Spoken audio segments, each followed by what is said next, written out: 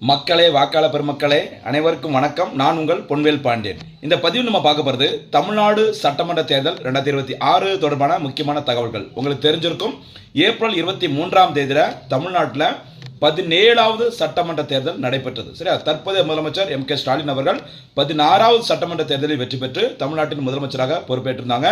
சரிங்களா? மே 7, 2021ஆம் ஆண்டில். சரியா? அதுக்கப்புறம் சரிங்களா, தற்போது ஏப்ரல் 23ஆம் தேதியில் 17வது சட்டமன்ற தேர்தலுக்கான மொத்த வாக்குப்பதிவுகளும் ஒரே டைமில் ஒரே நாளில் நடைபெற்றது. தமிழ்நாட்டில் எலெக்ஷன் நடைபெற்ற இதே காலகட்டத்தில் பார்த்தீங்கன்னா, சரியா, மேற்கு வங்காளம், அஸ்ஸாம், கேரளா, தமிழ்நாடு மற்றும் புதுச்சேரி ஆகிய 5 இடங்கள்லையும் சட்டமன்ற தேர்தல் நடைபெற்றது. சரிங்களா? மேற்கு வங்காளத்தில் இந்த தேர்தல் பார்த்தீங்கன்னா 2 கட்டங்களாக நடைபெற்றது.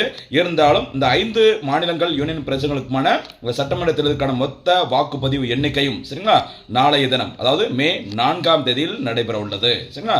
மே 4ஆம் தேதி தெரிஞ்சிடும் தமிழ்நாட்டின் அடுத்த முதலமைச்சர் யார் அப்படிங்கிற மாதிரி. சரிங்களா? DMK கவர்மெண்ட் வந்துட்டு ஆட்சியை தக்க வைக்கிறாங்களா, இல்லை புதுசாக அதிமுக அரசோ அல்லது டிவிக்கவோ அல்லது வேற யாரோ ஆட்சிக்கு வராங்க அப்படிங்கிறத பொறுத்து வந்து பார்க்கலாம். சரிங்களா?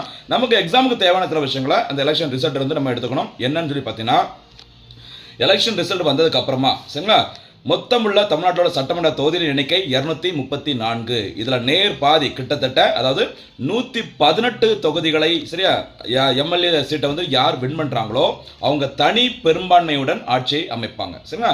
இல்லாட்டினா கூட்டணி அந்த கட்சிகளோட சேர்ந்து தான் அவங்க வந்து ஆட்சி பிடிக்கிற மாதிரி சூழல் வரும். சரிங்களா? பெரும்பான்மை, தனி பெரும்பான்மை வேணும் அப்படின்னா என்ன வேணும்? 118 சரியா எம்எல்ஏ சீட்டை வந்து வின் பண்ணியிருக்கணும். சரிங்களா? அதே மாதிரி யார் ஆட்சிக்கு வராங்களோ வந்த பிறகு சரிங்களா, எதிர்கட்சிக்கான அந்தஸ்து யாருக்கு வழங்கப்படும் அப்படின்னு சொல்லி பார்த்தீங்கன்னா, மொத்தமுள்ள எம்எல்ஏ சீட்டு சரியா, எம்எல்ஏ அல்லது எம்பி எலெக்ஷனாக இருக்கட்டும், எதுவாக இருக்கட்டும், மொத்தமுள்ள எம்எல்ஏ எம்பி சீட்டில் 10% சீட்டு யார் வின் பண்றாங்களோ அவங்களுக்கு தான் அது எதிர்க்கட்சி தலைவர் அப்படிங்கிற அந்தஸ்து வழங்கப்படும். சரிங்களா?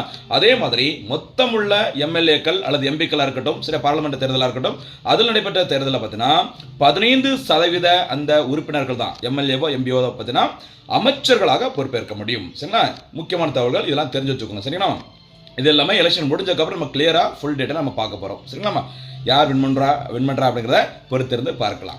இன்றைய பதிவிற்கான கேள்வி, சட்டமன்ற தேர்தல், மக்களவை தேர்தல் சரியா, 2 தேர்தலும் சரி, எதிர்கட்சி தலைவர் அப்படிங்கிற அந்தஸ்தை பெறுவதற்கு எத்தனை சதவீத சீட்டுகளை வெற்றி பெற்றிருக்க வேண்டும்? அதே மாதிரி மொத்தமுள்ள எம்எல்ஏ எம்பி சீட்டுகளில் எத்தனை சதவீதம் பேர் மட்டும்தான் அமைச்சர்களாக மினிஸ்டர்ஸாக பொறுப்பேற்க முடியும்? இதற்கான பதிலை கமெண்ட்ல சொல்லுங்க.